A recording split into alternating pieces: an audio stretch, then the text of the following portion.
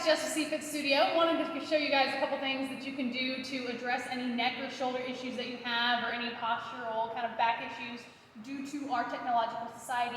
A lot of times we spend our days kind of in a forward head posture with our head sitting in front of our spine, or our shoulders interiorly rotated, kind of closing off our chest cavity, our spine's rounded, and over time this causes a lot of problems. It's not very aesthetic or pretty to look at, but more so than that, it causes a lot of strain on the back. Every inch that your head is in front of your spine adds 10 pounds of pressure onto your spine, which is why you see a lot of people build out tissue back here, or even that dowager's hump up here. It's not because they might be larger, you know, a lot of times people, it's because they have excess weight. It's because in this position all the time, you see how far forward my head is. It's a lot of strain, your head is very heavy, and the spine can't support it, so it has to build up tissue somewhere. This is how we want to try to sit on a regular basis. If you see from the side, my ear is directly over top of my shoulders, and if I was standing, it would be over top of my hips, knees, and ankles, one long straight line. All right, so I want to show you a couple tips. I have two main stretches that you can do at home or in the gym, pretty much almost anywhere, even in your office, but you might want to shut the door. And a little bonus stretch that you can do throughout the day to kind of help you prevent that forward head posture. So the forward head posture one, it will be really silly, but it is very effective. It's usually because our muscles are weak and yet tight up in our neck region. So what you want to do is you want to pretend like, how you smell something that stinks and you're like, ugh, right? And you kind of lean your head back. I call it stinky cheese. You want to kind of try to do that. So you take your chin and you don't necessarily look up. A lot of times people look up when I tell them to tuck their chin. Tucking is bringing it in, and you're not literally looking down. It's more you're moving your head back, right? So if we're spending our time here, we want to bring the head back. Sometimes you can consider it like, how many chins can you get? Right, so it's not very attractive, but it's very, very good for your neck. And so what I like to do is I like to make sure that my chest is tall, right? Squeeze my shoulder blades, pull my shoulders out of my ears, and then push kind of stinky cheese. And by doing this, I feel a big stretch all the way up and down the entire section, right? And I'm doing it while I'm talking to you. All the way from my ear, all the way down to the tip of my shoulder, and then I hold this for like 30 seconds. And it's intense, it's tight, I feel stretching, I feel pulling, I feel really tight on my right side, so I feel one particular part of my muscle really yank in on some stuff. But I'm going to hold that for about 30 seconds, and what will happen is in about 30 seconds is your muscles will begin to relax. It takes a minimum of 30, usually maybe closer to 45.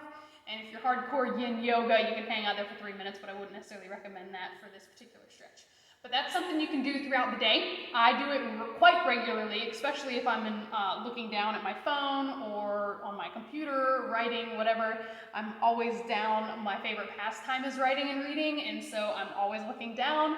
So that, and then kind of like tilting your head up, kind of working in the opposite direction than this, right? So that's one thing that you can do regularly. Don't do it while driving, but sometimes I do it while I'm at a red light, while I'm waiting to start driving again. The point is incorporate it throughout your day, and that will help you prevent this and also help straighten your the spinal portion of your neck as well, not just the aesthetic, whether I look pretty or not when I'm standing up. All right, so for the others, we have our chest. Our chest gets really, really tight. There are a lot of things you can do, and there are some other things that you should do probably prior to what I'm about to show you, but this is something that you can do anywhere, multiple times a day, whatever. I often like to do it after, obviously, a workout, but then also just after I'm spending, like I just got off vacation, it's been a little while. So this is really tight because even me, who exercises all the time, when people relax, we're chilling like this a lot, right? And it's still, even though I'm holding my legs, you see I'm still in that forward head posture, rounded spine, shoulders interiorly rotated, all that jazz. It's just kind of a part of our life.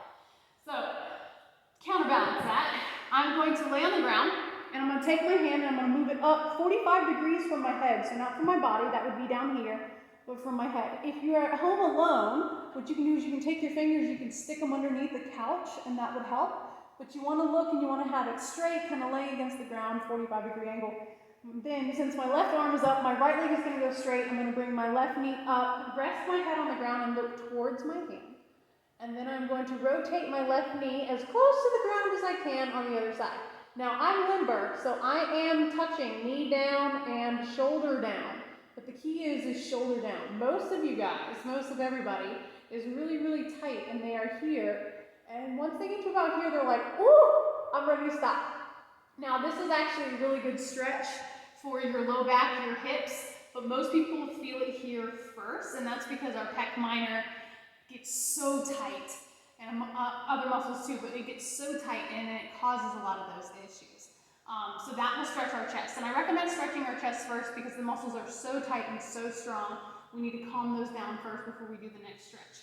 And then you would do the other side. And I'm going to show you from kind of like the front angle so you can kind of see. I don't know if it'll help you, but my arm will come up here and then I'll rotate this way and you see my knees down but my shoulder is down, and that's the trick.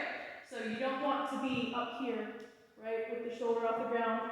So if that means you go here and you're stuck here, that's fine. If that means you pull it up and you barely go anywhere, that's still fine. The point is what are you trying to achieve? You're trying to achieve a really good stretch with your arm in this angle. Now keep in mind, this is a really tight angle. If you're super tight, your fingers might even tingle, and that's just because you're so tight that your muscles are pinching nerves that they otherwise should not. So try to suck it up, buttercup, for about a minimum of 45 seconds. If you can hang out here for a good 90, please do so, and try to not let it do this number. Now, if it feels like something's catching, like actual joint-on-joint stuff, then yeah, sure, shift it down. But for the most part, if it's just uncomfortable, try to stay with it. Okay, so the last thing, or not the last thing, but the next thing. I know this is long-winded for me telling you exactly how, but again, all you're really doing is you're holding each one, what, 30, 45 seconds, 30, 45 seconds, 30, 45 seconds. What is that, like a minute and a half so far? Maybe 2 minutes? You know, so all of this, once you figure it out, it really isn't going to take very long. I'm just long-winded. All right, so if you can use a broomstick, I'm using a dowel, and you want to use something because if you don't, our hands naturally will slide in like this. So we want to try to keep, this is going to be the angle. So you see how my elbows are directly in front of my shoulders, my wrists are directly over top of my elbows. So I'm not here like this, I'm not wide like this, my elbows aren't wide. I'm going to stay like this, and I'm going to put it on the edge of a bench, a table, a chair, a coffee table, whatever, bed if your bed is low enough. And you're going to back up to where your knees are kind of beneath your hips. But the point is when you bend down, you don't want your forehead, right, on the, whatever you're using, the bench. You want your head, you want to be able to lean back, and you hang down. Now the trick is you see I'm hypermobile. I'm all the way down here, this is great. I'm not chilling like this. I'm keeping this half bent, I'm not bent all the way here. I'm just kind of halfway. You can inhale up, exhale down, but make sure when you look, when people do this, what will tend to happen is they'll be in the proper position and they'll just slowly move out, right? So you want to make sure that you stay there. Now, once you get into that position, you have to keep your core tight, because if you don't keep your core tight, see what happens? Now, I'm hypermobile, so I moved a lot in my mid-spine, but I actually feel this in my low back. So if I tighten my core, you see how I lift up a little bit? And so now what that did is it took the stretch from, I mean, you're going to feel it here anyway, because that's kind of part of the point, but and you're going to take it out of here, and you're going to put it all into here. Maybe put it a little bit more into here, because that is also the point, right? Because we're trying to fight against that rounded posture that we were working on before. Also, don't just hang your head, you can, but the point is keep your core tight and keep your arms in neutral alignment. Not like this, not like this.